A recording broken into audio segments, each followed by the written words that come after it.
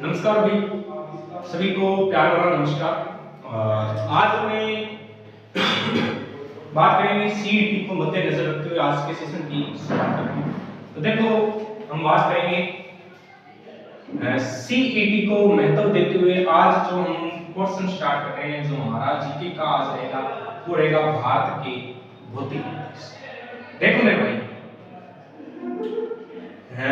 ये क्वेश्चन एक ऐसा है, अगर किसी को समझ में आ गया तो हम अच्छे तरीके से इसको कर सकते हैं।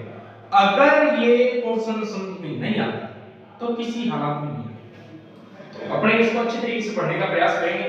भारत के भौतिक प्रदेश, देखो एक मैं नाम लिखता हूं भौतिक प्रदेश। देखो दोनों में समझना है अंतर क्या होता है। एक तो मैंने लिखा भौतिक प्रदेश, ठीक है मेरे भाई, गुरुजी ठीक है। एक मैंने लिखा उचावच। भौतिक प्रदेश और उचावच, इन दोनों के अंदर डिफरेंट है।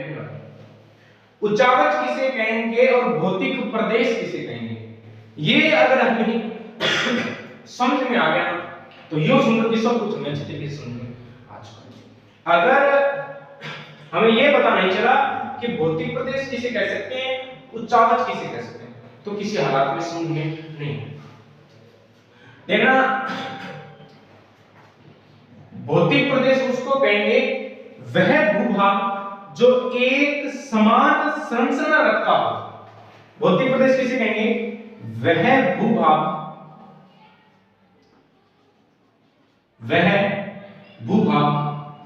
जो एक समान संरचना रखता है। जो एक क्या रखता है, समान संरचना रखता हो, उसे हमें नाम दे देंगे भौतिक प्रदेश। और जो हमारा उचावच होता है, समुद्र तल के आधार पर जिसका निर्धारण किया जाता है, समुद्र तल के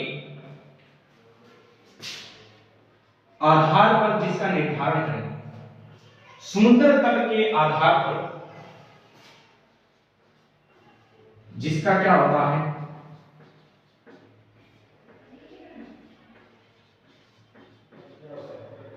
समुद्र तल के आधार पर जिसका निर्धारण होता है, उसे हम क्या कहेंगे, उसे कहेंगे उचावच। ध्यान रखना, जिस भूभाग की संरचना समान हो उसे तो हम कहेंगे भौतिक प्रदेश, और जिसकी समुद्र तल के आधार पर जिसका निर्धारण हो उसे हम क्या नाम देंगे, उसे नाम देंगे उचावच। ये थोड़ा सा समझ लेना। अब देखो अपने कैसे याद रखना है इसको। प्रश्न ज्यादा से प्रश्न पूछेगा ना, उस पर चर्चा करेंगे, ज्यादा नहीं पढ़ने वाले आज, क्योंकि हमें एग्जाम की दृष्टि से ही महत्वपूर्ण ध्यान में रखना है। देखो मैं एक डायग्राम बनाता हूं यूं करके, इस तरीके से मैंने एक डायग्राम बनाया। देखो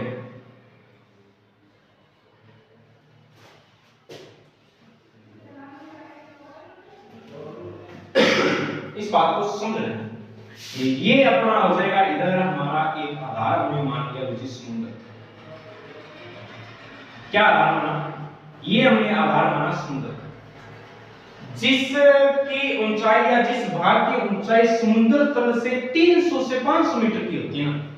समुद्र तल से ऊंचाई कितनी, 300 से 500 मीटर तक की ऊंचाई, मीटर तक की जो ऊंचाई होती है उस भाग को हम नाम देते हैं मैदान। उसे हम क्या कहते हैं, उसे कहते हैं कुछ मैदान। जिस भाग की ऊंचाई 300 से 500 मीटर की ऊपर होती है उसे हम नाम देंगे मैदान। और जिस भाग की ऊंचाई 300 प्लस प्लस होती है, 300 से अधिक, उसको हम नाम देंगे पठार। ठीक है ना भाई, जिसकी ऊंचाई 300 से 500 मीटर समुद्र तल से उसे नाम देंगे मैदान, जिसकी ऊंचाई समुद्र तल से 300 प्लस प्लस होती है उसको नाम देंगे पठार। और जो भाग, जिस भाग की ऊंचाई 2000 मीटर तक है, 2000 मीटर तक आएगी, उसे नाम दे देंगे, वो भाग कहलाएगा पर्वत। वो भाग क्या कहलाएगा, मुख्यतः जिस भाग ऊंचाई 2000 मीटर से पहाड़ी कहलाएगी, पर्वत, पठार, पहाड़ी। उसके बाद हमारी जिनकी ऊंचाई 2000 मीटर से अधिक होती है, मीटर से अधिक हो, जिसकी ऊंचाई 2000 मीटर से अधिक हो वह भूभाग अपना कहलाएगा पर्वत। यानी पर्वतों की ऊंचाई देखो प्रश्न यही से पूछता था। मैदानी भाग की ऊंचाई 300 से 500 मीटर, पठार की ऊंचाई 300 प्लस होती है, पहाड़ों की ऊंचाई 2000 मीटर से अधिक होती है और जिनकी ऊंचाई समुद्र तल से 2000 मीटर से अधिक होगी उसको हम नाम देंगे पर्वत। अब प्रश्न मुझे क्या आता है इधर, जो अपना पूरा भारत है ना, भारत के 43 यानी कि 43% भाग पर तो क्या फैला हुआ है, मैदान फैला हुआ है। 43% भाग पर क्या फैला है, मैदान। अब प्रश्न आएगा जी पठार कितने प्रतिशत भाग पर फैला, ध्यान रखना 28% भाग है जिसके ऊपर क्या फैला हुआ है, पठार फैला हुआ है। 28% भाग पर क्या है, पठार है। ठीक है, अगर हम बात करेंगे पहाड़ियों की तो पहाड़ियां फैली हुई है मेरे भाई 18% भाग। कितने परसेंट भाग पर, 18% भाग पर पहाड़ी फैली हुई है, 28% भाग पर पठार फैले हुए। रही बात किसकी, पहाड़ियों पर्वतों, तो ध्यान रखना कुल भौतिक प्रदेश के 11% भाग पर क्या फैला हुआ है, पर्वत। तो अब ध्यान रखना प्रश्न यही से पूछा जाता है कि भारत के भौतिक प्रदेशों में या भारत के कुल क्षेत्र पर सर्वाधिक विस्तार किसका है या सर्वाधिक भाग किसका देखने को मिलता है, तो सर्वाधिक भाग में मैदानी भाग देखने को मिलता है। तो यहां से एक प्रश्न पक्का, सर्वाधिक मैदानी भाग कहां देखने को मिलता है, भारत के कुल भौतिक प्रदेशों पर जो भी पूरा क्षेत्रफल है उसका 43% भाग मैदानी है, यानी सर्वाधिक भाग किसका है, मैदान का है। सबसे कम भाग पूछ रहे, भारत के कुल क्षेत्रफल पर सबसे कम कौन सा भाग फैला हुआ है या सबसे कम किसकी विविधता पाई जाती है, तो ध्यान रखना सबसे कम अपने भारत में क्या पाती है, पहाड़ियां पाई जाती है, सॉरी पर्वत, और सबसे ज्यादा मैदानी भाग का विस्तार है। इसी आधार पर भारत में मुख्य 5 भाग पड़ते हैं। कितने भाग पड़ते हैं, 5 भाग।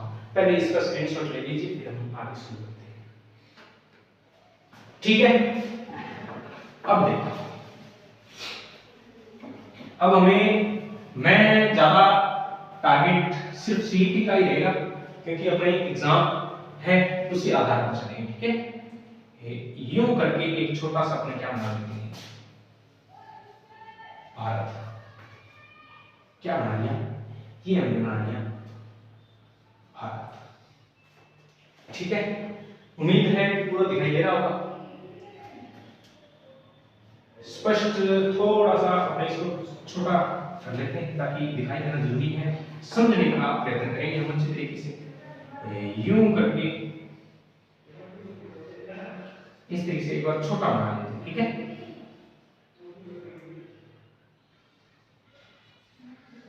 ये अपना भाग हो गया।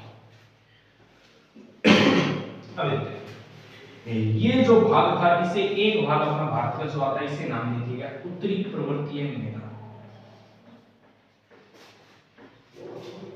उत्तरी पर्वतीय प्रदेश। ठीक है, एक भाग भारत का जो बांटा था वो नहीं बांटा, यहां हम बात करें इस तरीके से एक भाग और फैला हुआ है जिसे नाम देते हैं उत्तर भारत का विशाल मैदान, उत्तर भारत का विशाल मैदान। ठीक है, उत्तर भारत का विशाल मैदान है। यहीं पर इस तरीके से एक प्रदेश और फैला हुआ जिसका नाम है मरुस्थलीय प्रदेश, एक प्रदेश और फैला जिसका नाम क्या है, मरुस्थलीय प्रदेश। यहीं पर ही एक भाग इस तरीके से यूं करके और फैला हुआ है, इसे हम कहते हैं प्रायद्वीपीय भारत, प्रायद्वीपीय भारत। और यहीं पर ये एक प्रदेश इस तरीके से और फैला हुआ जिसका नाम है तटीय प्रदेश, इसका नाम क्या है, तटीय प्रदेश। प्रायद्वीपीय भारत और तटीय प्रदेश, इन दोनों पर थोड़ा सा फोकस करने को रखना है। ये 5 मुख्य जो भारत की भाग आते हैं, यहां से प्रश्न पूछे। ठीक है, सबसे पहले देखो हम बात करें भारत के मुख्य भू-आकृतिक प्रदेशों में, सबसे पहले हमारा जो पहला हम बात करें ना, जिसका नाम है हिमालय। हम भौतिक प्रदेशों के अंदर पढ़ेंगे। सबसे पहले उत्तर भारत का विशाल मैदान उठाते हैं, तो सबसे पहले हम बात करेंगे उत्तर पर्वतीय जो प्रदेश आते हैं उनके बारे में। ठीक है, देखो हमें चर्चा करनी है हिमालय। बहुत बार नाम सुना होगा हिमालय की पर्वत श्रृंखला।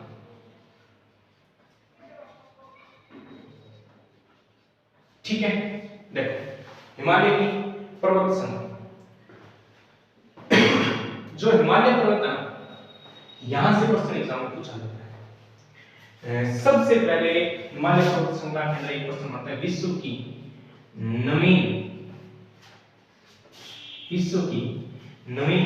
मोड़दार पर्वत श्रृंखला।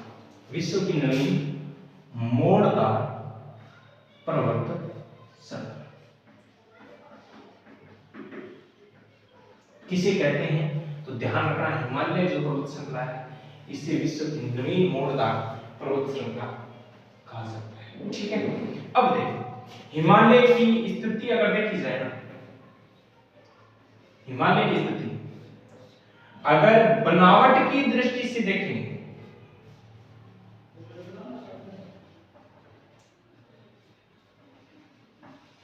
ध्यान रखना, एक तो बनावट की दृष्टि से और एक हम बात करें भूगर्भीय दृष्टि से। बनावट की दृष्टि से और भूगर्भीय दृष्टि से, यहीं से प्रश्न आता है। स्थिति बनावट की दृष्टि से जो हमारा हिमालय है ये एक पुराना बलित पर्वत है। भूगर्भीय दृष्टि से हिमालय क्या है? पुराना बलित पर्वत है। अगर पूछ लिया जाए भूगर्भीय दृष्टि से, तो भूगर्भीय दृष्टि से एक नवीन पर्वत है। भूगर्भीय दृष्टि से हिमालय की स्थिति कैसी है? तो एक नवीन पर्वत है।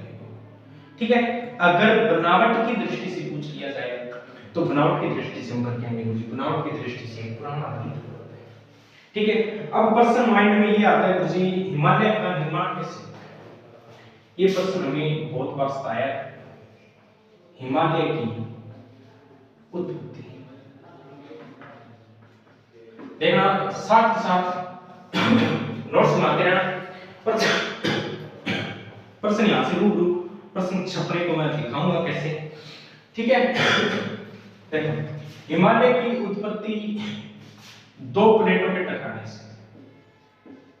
हिमालय की उत्पत्ति दो प्लेटों के टकराने से।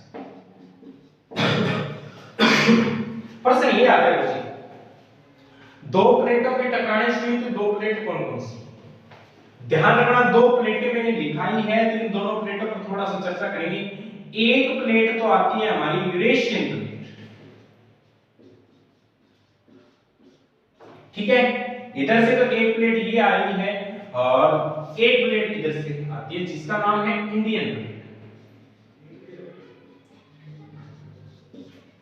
यूरेशियन प्लेट और इंडियन प्लेट जब दोनों टकरा जाती है, टकराने के बाद में यहां पर मध्य भाग में एक पर्वत बनता है जिसे हम नाम देते हैं हिमालय। क्या नाम देते हैं? हिमालय। यहीं से प्रश्न पूछ लिया जाता है एग्जाम के अंदर। ठीक है, अब देखो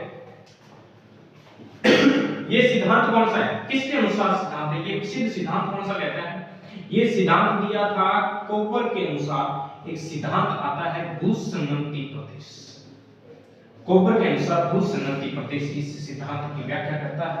ठीक है, और यहां से एक प्रश्न पूछा गया मेरे भाई पीछे भर्ती के अंदर कि हिमालय के निर्माण से संबंधित प्रसिद्ध सिद्धांत कौन सा है? तो ध्यान रखना, हिमालय के निर्माण से संबंधित जो प्रसिद्ध सिद्धांत आता है वो आता है प्लेट विवर्तनिकी सिद्धांत।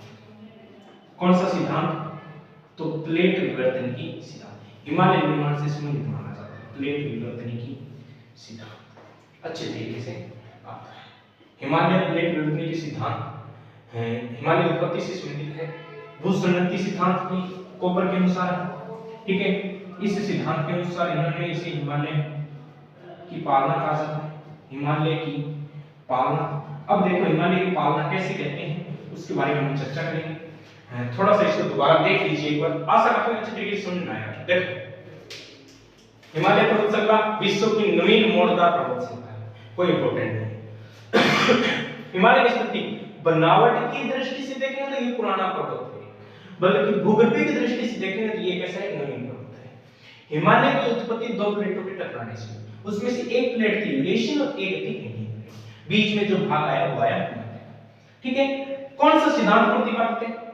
भूसंनति प्रदेश हिमालय के पास प्लेट विवर्तन के सिद्धांत हिमालय की उत्पत्ति से संबंधित महत्वपूर्ण सिद्धांत है, मोस्ट इंपोर्टेंट है। ये भाग मोस्ट इंपोर्टेंट है और यहां से प्रश्न आपको एग्जाम में रूप देखने को मिल जाएगा। ठीक है, अब इधर देखिए, अब हम बात करेंगे बड़ी बड़ी अपने 4-5 वीडियो के अंदर बात को समर्पित कर देंगे पूरा। ठीक है, फिर अपने कुछ और शुरू करेंगे ताकि कम समय के अंदर कम बातों के अंदर अपने पूरा भाग निपटा दिया जाए। चलिए, अब मुझे देखो, हिमालय के निर्माण से संबंधित अपनी कुछ एक बातें करेंगे। देखो, हिमालय के में उत्पत्ति से संबंधित जो दो प्लेटें, एक ध्यान रखना, जो दो प्लेटें आपस में टकराती है उसको अभिसरण, अभिनंदन कर रहे हैं ना एक दूसरे अभिसरण के। ठीक है, इधर देखो, दो प्लेटें आपस में टकराएंगी, इसको कहेंगे अभिसरण। इसको हम क्या नाम देंगे? इसको नाम देंगे अभिसरण। जब दो प्लेटें दूर खिसक जाए, इसको हम नाम देंगे अपसरण। इसको क्या नाम देंगे? इसको तो नाम दिया अभिसरण, इसको नाम देंगे अपसरण। ठीक है, जब दो प्लेटें एक दूसरे को काट जाती है इस तरीके से, तब हम कहेंगे अभिसरण। क्या कहेंगे इसको? इसको हम नाम देंगे अभिसरण। अभिसरण, अपसरण, अभिसरण, तीनों का विशेष तौर पर ध्यान में रखना है। ठीक है, अब देखो कोपर का सिद्धांत क्या कहता है इसमें। कोपर का सिद्धांत क्या कहता है इस पर चर्चा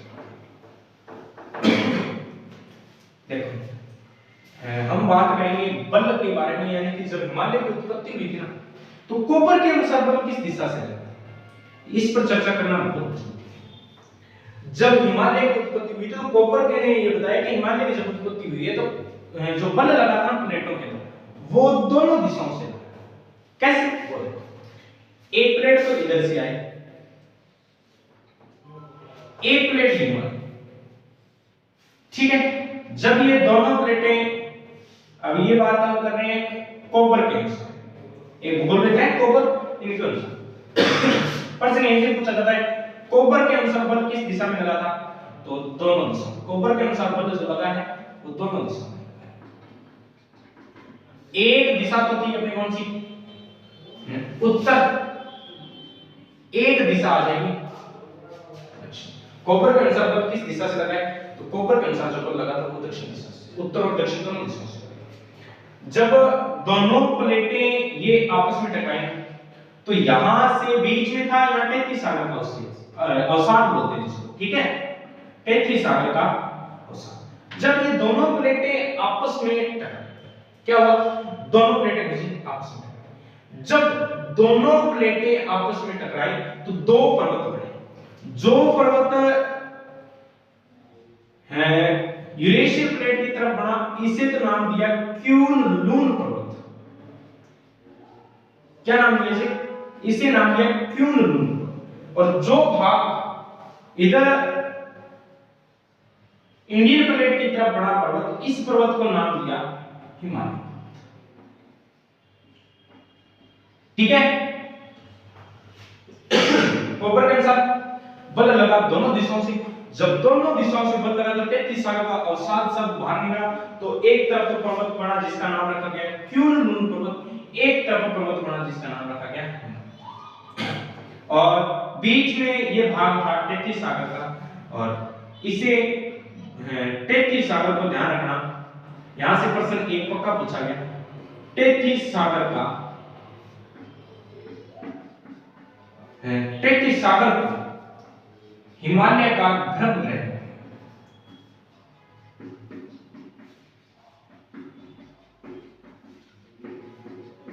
हिमालय का गर्भगृह कहा जाता है। इसको 33 सागर को हिमालय का गर्भगृह, ठीक है। इसे हिमालय की पालना भी कहते हैं, हिमालय की पालना भी कहा जाता है।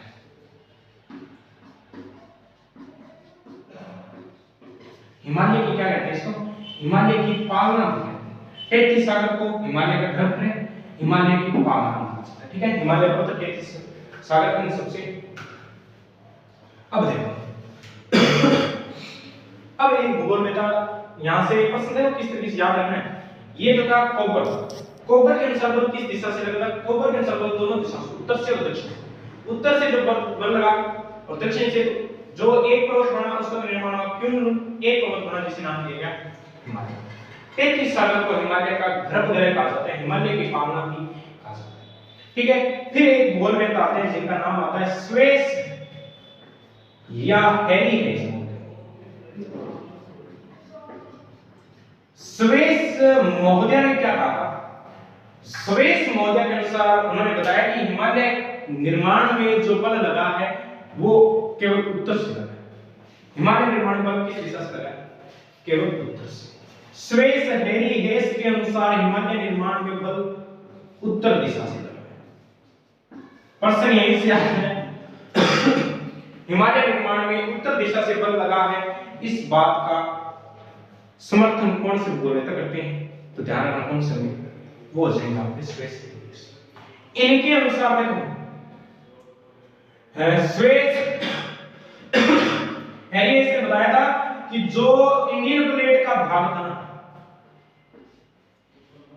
इंडियन प्लेट का भाग स्थिर था। इंडियन प्लेट का भाग क्या था, स्थिर। बल्कि जो यूरेशियन प्लेट थी,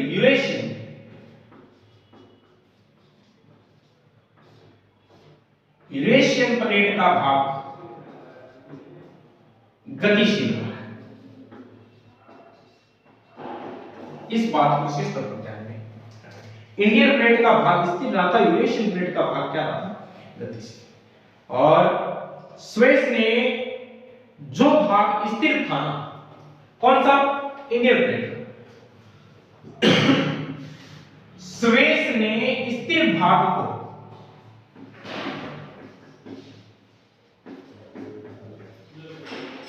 स्वेस ने स्थिर भाग को अगर प्रदेश कहा है,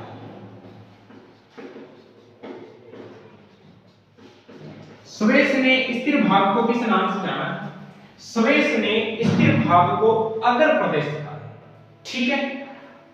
जो भाग गतिशील था, इस गतिशील भाग को स्वेस महोदय ने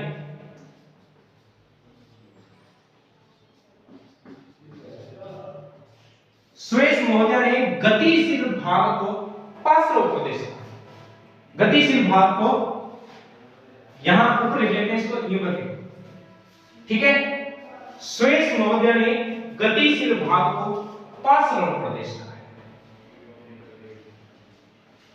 गतिशील भाग को पार्श्व प्रदेश कहा, और यूरेशियन प्लेट जो गतिशील थी उसको पार्श्व प्रदेश, जो स्थिर थी उसको क्या कहा, अग्र प्रदेश।